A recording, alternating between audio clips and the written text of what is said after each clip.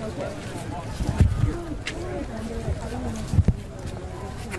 Feel free. I'll try to cover as many of you as possible. Come on up, you can stand next to me. Or actually, can I ask you to hold that? That would be awesome.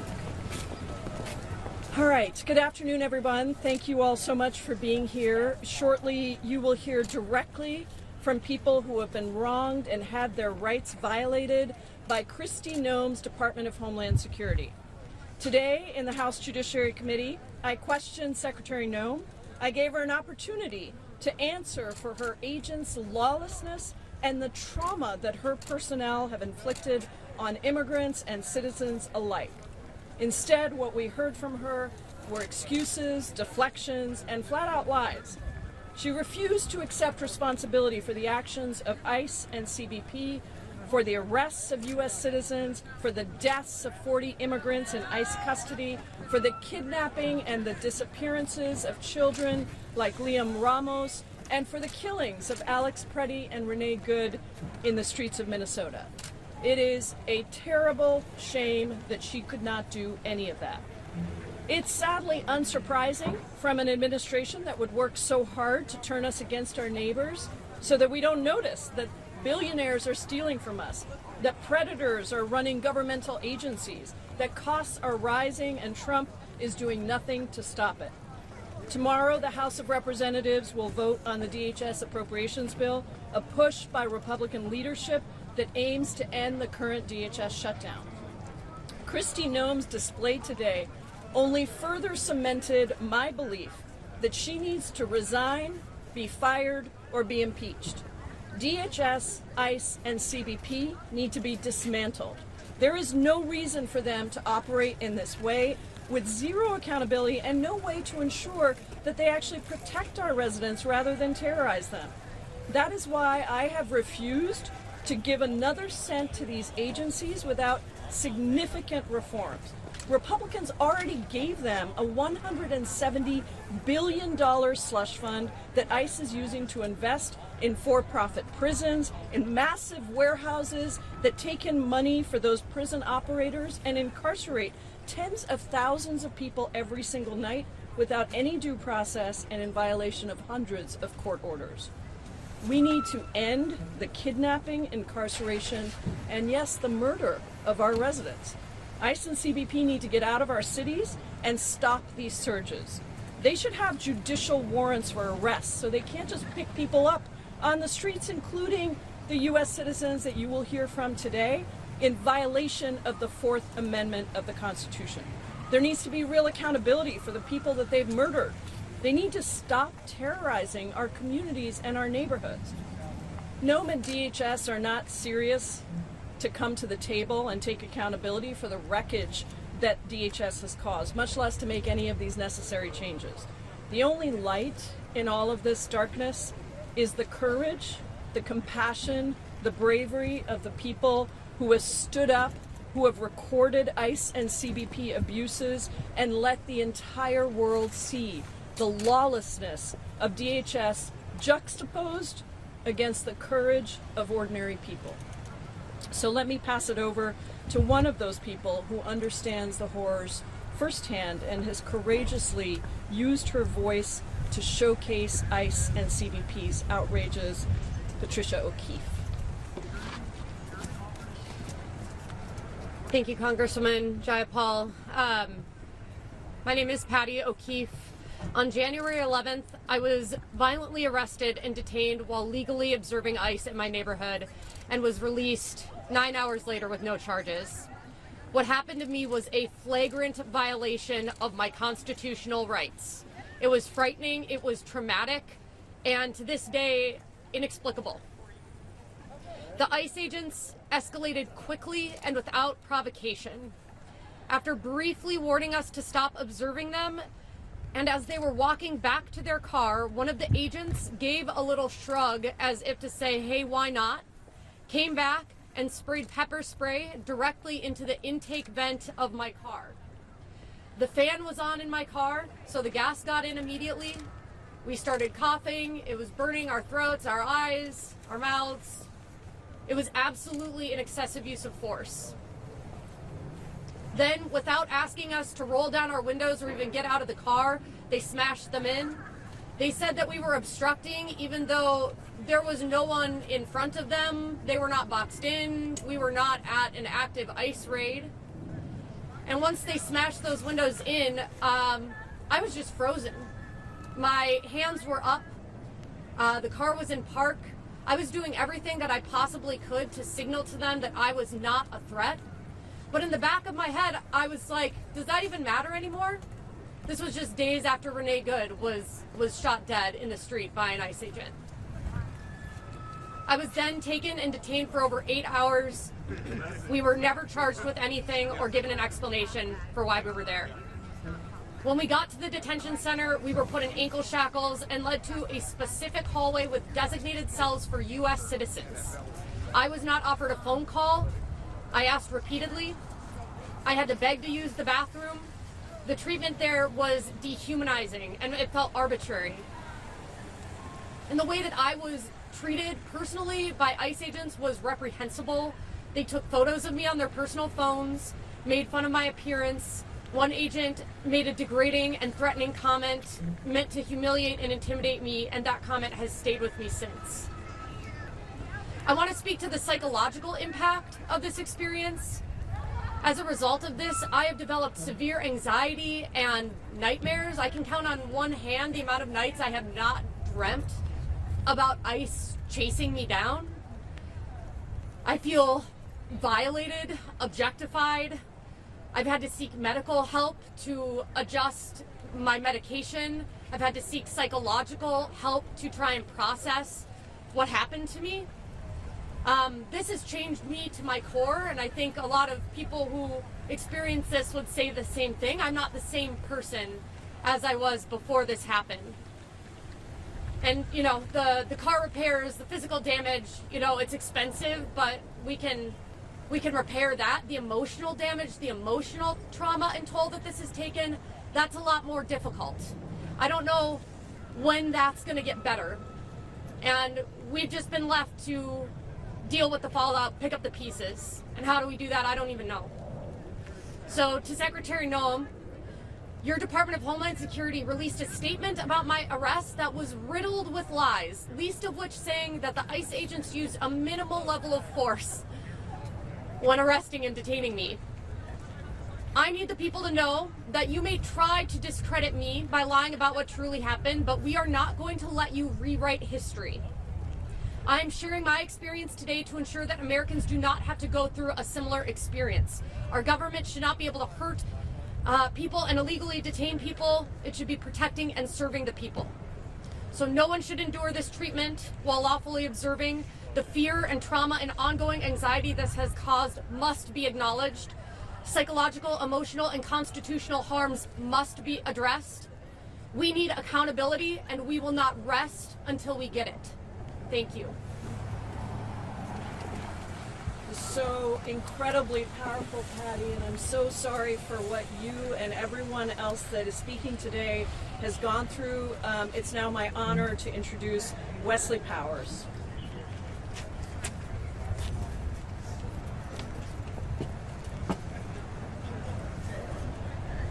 Hi, thank you, Congresswoman Jayapal. My name is Wesley Powers, and I'm a resident of the Twin Cities in Minnesota. I am also a Navy veteran, enlisted before 9/11 and serving both in Operation Enduring Freedom and Operation Iraqi Freedom. In January, while exercising my right to protest at the Whipple Detention Center, I was shot at close range by a chemical agent, being covered in the substance. I was then detained by ICE while attempting to get the name and emergency contact number of another individual who multiple ICE agents had pinned down. Agents then pinned me down, knelt on my head, put me in handcuffs, and detained me at the Whipple Detention Facility. I was held in a cell directly across from overcrowded cells containing immigrants. The cell I was being held in was also overcrowded, as admitted by the agents in the facility. I was forced to sit in an overcrowded cell with active chemical irritant for 9 hours. While detained, agents took my photo with what appeared to be a personal cell phone. I noted them also taking photos of the IDs of other citizens detained. While being interrogated and while speaking with my lawyers, I was not afforded privacy, with doors being propped open with water bottles and an agent standing outside listening. I was ultimately released without charges. I was also never asked about my citizenship status, not once. I live near the Whipple building. I can see it from my dining room window. I've seen unknown vehicles parked outside my house for almost a month. For almost a month, I couldn't even sleep in my own bed. I've missed work and have lost enough income to force me to seek rental assistance. And I've been told by my care teams at the VA they cannot guarantee my medical records are safe from HIPAA violations by this administration. Today, I struggle to leave my home. I feel frozen, scared, and angry. But please understand, this is not just my story. For each story told by those brave enough to share, there are several other stories not being told due to fear of retaliation, be that from the general public or this administration. I am incredibly humbled to have the privilege to stand here next to these brave people representing the Twin Cities and Minnesota, and to speak where others who are too scared to even look out their shuttered windows. Because this is still happening to us, and these stories still need to be heard, and if others are too terrorized to speak, we will. Kristi Noem should take this opportunity to self-deport from her position and the abhorrent administration. She has brutalized our communities and is a domestic terrorist. We demand action now. Thank you. Incredibly powerful. Thank you so much, Wesley. Now let me invite someone to the podium that can also talk about what this means in the context of history. Heidi Ericson. Thank you, Congresswoman. My name is Heidi Ericson, and I was raised in Germany, but lived most of my adult life in Minnesota. Germany confronts the history of fascism directly, and when you go to school in Germany, you learn what it means, and you just start to wonder how could people do what they do. And that was a question also for me. What would I have done if I would have been an adult during fascist Germany? Unfortunately, as a U.S. citizen today, I have to ask myself again, what will I do as a U.S. citizen to what I see happening here in this country? And I think all of us need to ask this question, particularly in the context of DHS funding being discussed when there are no clear guardrails, when they are not protecting U.S. citizens, and when our constitutional rights are being violated. I have been part of a group at Unidos that train U.S. citizens in the Twin Cities and in the broader metro area to be constitutional observers. I got to this place because after the election I really saw that people were being othered, meaning groups were being described very, very differently and set aside. You see this particularly with immigrants. As a U.S. citizen, I have seen, and as a lawful observer, I have seen people being detained that did nothing, that were released and without being charged, as you just heard, and given no explanation in terms of why they were detained. For me, it is just absolutely essential that I have to speak up about this. I recall one of the stories that are being told when you're going to school is when Buchenwald, the concentration camp in Germany, was being liberated, and a U.S. general ordered the neighboring mayor to come to Buchenwald to see what is actually happening there.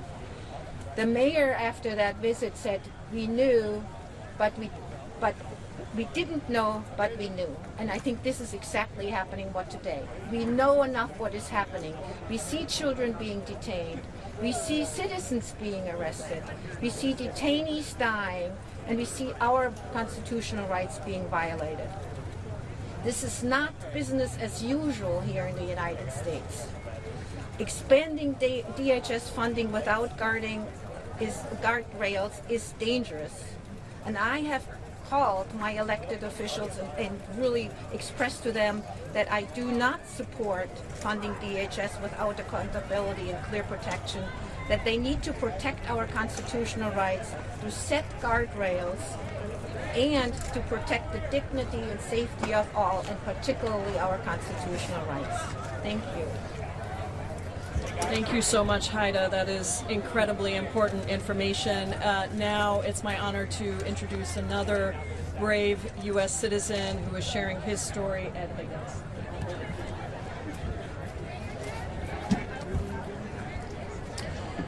My name is Ed Higgins. I'm a United States Marine Corps veteran and a proud citizen of Columbia Heights, Minnesota. I come from a family that believes in systems, accountability, and constitutional order. I understand how government is supposed to function, and what I experienced on February 5th was not that. I encountered federal agents driving aggressively through Columbia Heights and Hilltop.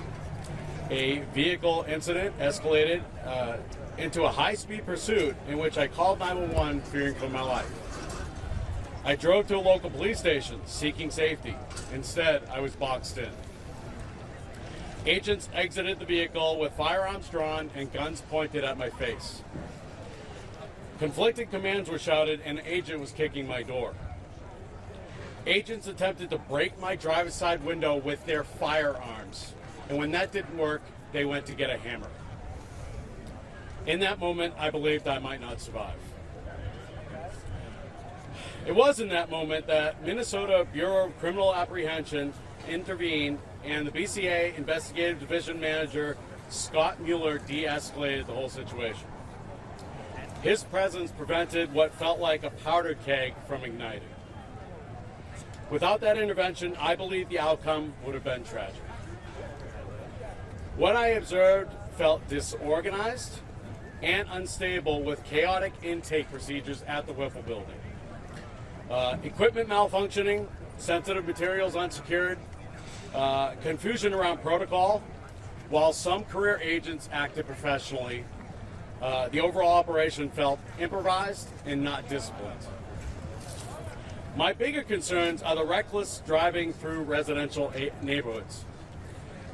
Firearms drawn and what should have been a minor infraction. Escalations that appeared personal rather than professional. I was almost killed for what an agent described as making fun of her in a Facebook post. Erosion of trust between federal and state authorities and residents placed in unnecessary danger. Thank you. Thank you. Thank you so much, Ed. We are incredibly fortunate also to have on the ground organizations and leaders who are stepping up with unprecedented courage and helping to provide assistance for people who are directly impacted, even as they themselves face so many threats. And so please welcome now one of those leaders, Emilia Gonzalez-Avalos. Thank you, Congresswoman. My name is Emilia Gonzalez-Avalos. I'm the Executive Director of Unidos Minnesota, and I'll keep it short. We heard from Minnesotans that their constitutional rights were eroded, that they were taken against their will, kidnapped without due process. We heard from Minnesotans that what we believe was the best place to raise a family was disrupted by what we hear are national security efforts to keep the peace and go for the worst of the worst. Hear from our experience in Minnesota. That is not what the Homeland Security Administration is doing in our states. Operation Metro Search disrupted our dynamics of peace, disrupted our family routines, disrupted our economies, disrupted our peace, and we are not recuperating yet. This is going to take years of economic reinvestment, of restabilization of housing, of social-emotional work with the families, immigrants and not immigrants, citizens alike who were impacted. And so what we are here to say is that please, Americans, do not take the bait, do not be distracted. They are working on getting more money to bring these to a site near you, to a hometown near you. And as Americans, we have the power and responsibility to make sure people understand that this is not the America, the constitutional Americans that our generations have fought for. We have an opportunity to do something today instead of reading this through history books as an inevitable thing that happened to us. We cannot let this happen to us. We have our rights still. We have each other. Minnesota showed you that we have our neighbors, maybe the people that you haven't met yet. These are the neighbors that will show up and stand in solidarity with you in a nonviolent, peaceful demonstration. So that's all I'm here to say. We're very grateful for all the testimonies. We're grateful for the champions that we have in Congress and the Senate. We're very grateful for the institutional democracy that is still protecting some of our rights, but we cannot take that for granted. Democracy is fragile. It's a project that we have to caretake and protect every single day. And today is the best day for every single person to begin protecting that. Thank you so much for having us. And remember, no more money for ICE. We want an investigation with cooperation with the Minnesota Board of Apprehensions on the murder of Renee Good and Alex Purdy. We also want all forces of ICE outside of our communities and away from our corridors. And we also want a comprehensive plan on how we can protect the integrity of mixed status families who have contributed incredible amounts to this country, especially those that benefit the food sector and corporations like Target. Target can do better. They can hit their Fourth Amendment rights. They benefit the most from farm workers and groceries workers that put food on the shelves of everyday Americans everywhere across the country. Thank you so much for having us. So incredibly well said, Amelia, and thank you so much to Unidos for all of your work and all of the organizations that are doing this work on the ground and all of the people of Minnesota. We have a few minutes for question and answer. Yes. Congresswoman, are Democrats committed to allowing DHS funding to lapse? Yes, I think what you've seen is a very unified vote in the House from Democrats and from the Senate. And I am pushing every single day as the ranking member of the Immigration Subcommittee for people to understand DHS, unfortunately, has way too much money already.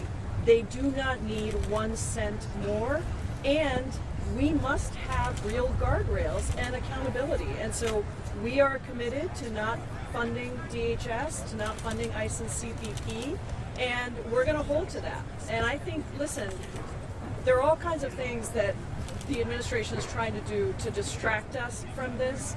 But I hope that every single American who is out there watching this press conference sees yourself in the stories of Patty and Ed and Wes and Haida and hears the cries from people like Amelia to protect all of our residents across the United States. These are not isolated incidents. There are 170 U.S. citizens alone who have been detained, according to ProPublica's reporting. And every single night, there are 70,000 people who are locked up in for-profit incarceration facilities who have not had any due process and are being held there despite having lived in this country, despite following the law, 75% of whom have never even committed a crime. So this is a critical issue for every single person across the country. Congresswoman, do you think in the hearing, Kristi Noem did not apologize for the death of Renee Good or Alex Purdy? Do you think she should apologize Yes. to the families and to the American I people? absolutely think she should apologize. I think that she was not even willing to do what Todd Lyons did in saying that they should not have been called domestic terrorists. You know, they didn't even want an investigation. We had to push and push and push, and finally we got that investigation. But she was ready to condemn Renee Good and Alex Purdy within hours of the murders of those two and take no responsibility. And once again, she was not willing to do that today, and I think the ranking member very clearly showed that she was not willing to do that. She had nothing to say to these U.S. citizens who are standing here who had their rights violated. She kind of mumbled her way through what the Fourth Amendment was. And, you know, I had to remind her that it's not the right to illegally search and seize. It is the protection against illegal search and seizure of residents of the United States. So she needs to go. I don't think she's going to apologize, unfortunately, but I stopped expecting that. Do any of the victims feel like you want Kristi Noem to apologize to you personally on any level? Yes, absolutely. She was asked to apologize and she declined and did not even look us in the eyes. She's been denying that they are detaining American citizens, and it's like, hello, we are right here. We are right here, standing right in front of you, and you can't even give us the decency of looking us in the eye or giving us an apology for the horrific experiences that we've been through. It was absolutely just unconscionable. She also needs to apologize to the 4,000 citizens that were taken with no criminal record. There's only 30 people in Minnesota that have been taken with a criminal record.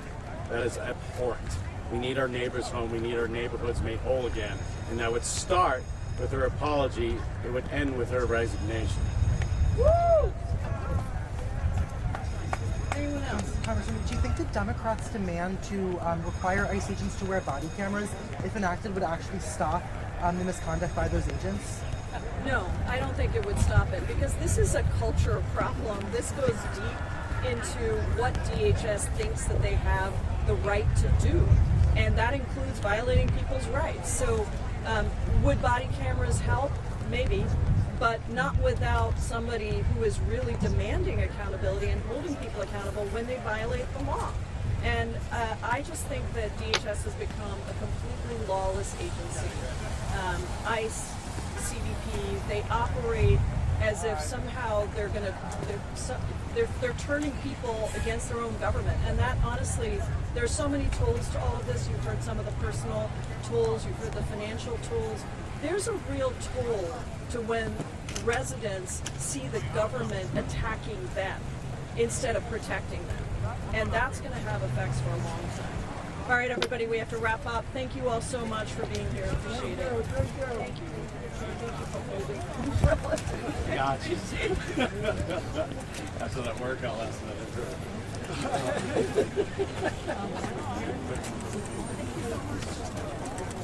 We're gonna try to. You want me to? No. They said they're done. Wait.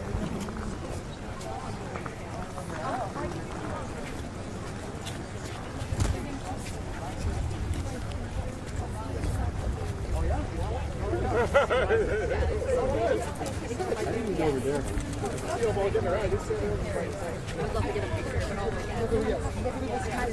Okay, we'll see you this afternoon.